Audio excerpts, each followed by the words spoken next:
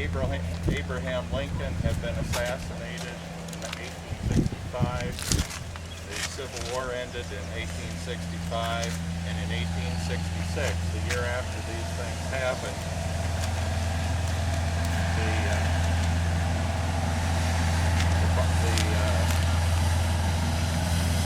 Pioneer Barnes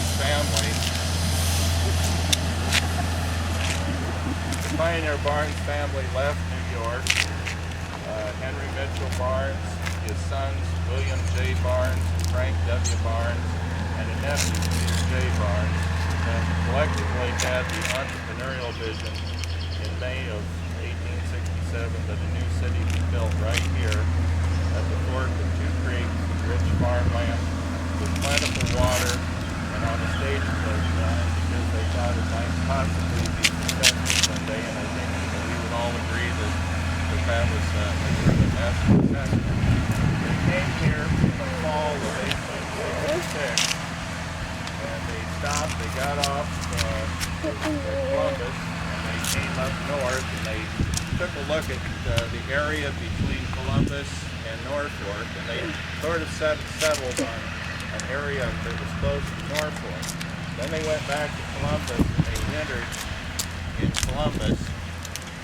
And then the following spring, they went back to this location in the Norfolk area because they thought they had an arrangement with some people who had located there. And these people told them that no, they were mistaken, they were not welcome. Probably Henry Mitchell Barnes probably said, I have been excluded from better land than this. And came back this way, took a look at the two creeks coming together, and made a decision that Madison was the place that they should be locating, and that's where they did. The cemetery that's just up on the top of the hill is about 3 acres in size. It was originally called Prospect Hill. It's currently called the Barnes Reserve Association Cemetery. And Peter Mitchell Barnes, or Henry Mitchell Barnes, made the observation that the reason he selected that site for the cemetery was that it was Madison's prettiest hill. This was in 1874.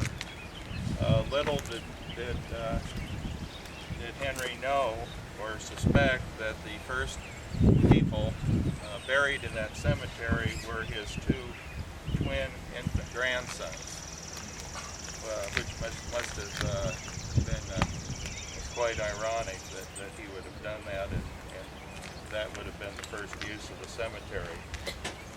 2 years later, Henry Mitchell Barnes was laid to rest himself at the young age of 62.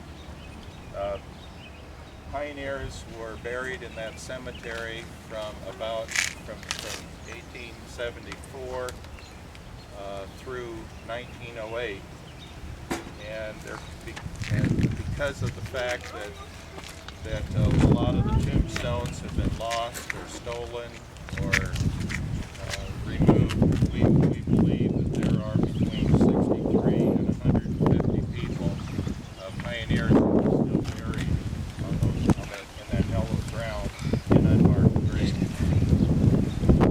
We are honoring those people in part by what we're doing today. What do we have? Many of you are wondering, what do we have planned for the park, our Arboretum, and Pioneer Cemetery?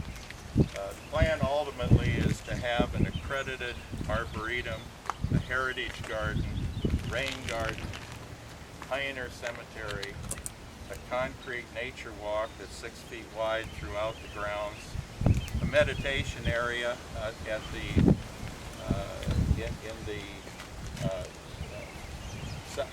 northern part of the cemetery, and possibly at some later date an observation tower and maybe even an interpretive center here on the grounds. These would be combined with an expanded camping area that we already have, swimming pool, picnic shelter house, and which sounds to me like it's a destination tourist attraction if I've ever heard one. Of special interest to me, and I think to this community, is a future Midwest Archaeological Center project which is part of the National Park Service, led by Dr. Robert Bryson and archaeologist Stephen DeVore. They have taken on the project of coming to Madison, the radar and sonar ground tracing equipment to find the graves where the people are actually buried up in the cemetery, and they will be doing that the 150-year celebration of Madison Town in May of 2017. So terrific things in the works for our park. And I think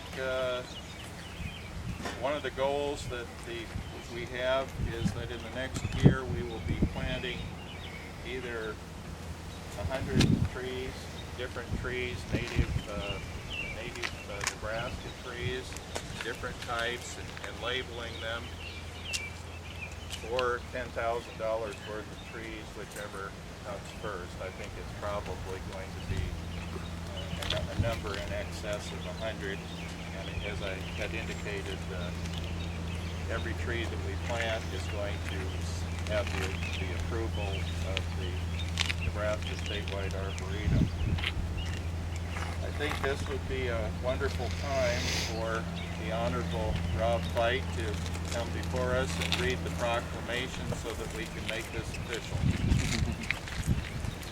Proclamation of the City of Madison, Nebraska for proclaiming the rededication of this city park to be known as Historic Barnes Park, Arboretum, and Pioneer Cemetery. Whereas the City of Madison owns and maintains a public park currently known as the Swimming Pool Park, which is located west of Lincoln Street between West 8th Street on the north and West 10th Street on the south.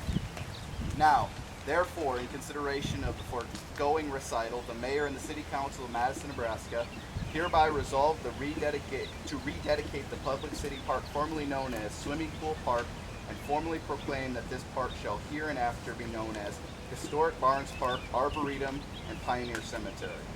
Also to be known as Barnes Park, in honor of Henry Mitchell Barnes, who founded the City of Madison in May of 1867.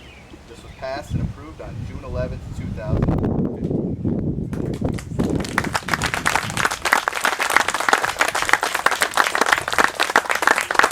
Now we're bona fide. And we can now plant the very first tree of the Arboretum, a memorial to the class of 1965, and it's to honor those fallen scholars who are not with us any longer with the class of 65, but of course it also honors the class, and it's a memoriam to all the members of the class. And I'd like to briefly read the names of the class of 65 that are here today. Jerry Allen, Bob Bartak, John Bartak, Jim Dieter, Eugene Hegemeyer, Marie Hager, Francis Ruby, Keith Cameron, Connie Long, Albert Mavis, Emma Sputney, and Sharon Weinberger. Are there some representatives of the class of 65 that would help us put the bur oak in the ground? Before we get dispersed, I'd like to say that we do have some lunch that we can ask you to join us in the shelter house in a little bit. And I was wondering if Justin had anything to say. Justin, would you like to say a few words before we... I do have our official certificate of affiliation if you want to present that and make it even more bona fide. Okay. But we just welcome the Barnes Come Park on up here, Arboretum. Justin. You're gonna. I don't want to By hold the us up. time in a couple of years, you're gonna be like family. I feel like I'm family here. I'll keep this short and sweet. The Nebraska Statewide Arboretum is a collection of arboretums that stretches across the state. In just the last 2 months, I've been out to Ogallala and Scotts Bluff dedicating arboreta. We were at an event in Brownville last weekend on the Missouri River Bluffs. We're up here today. So it's a collection. Each arboretum is a collection of trees and plants for education. The organization is a collection of arboreta. But you know what it really is? It's a collection of people. And I just love getting out here and getting to know you guys and all of you. Thank you for having me, for welcoming Barnes Park Arboretum to the fold. It's a wonderful thing here, and it's a wonderful thing for us to be involved in it. Please take pride in it. We're proud of it. And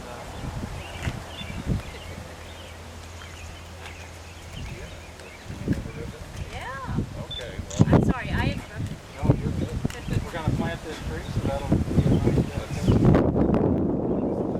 cut the ribbon and then we'll plant the tree. And I might also add that the Barnes family is going to donate the second tree. What is the type of tree?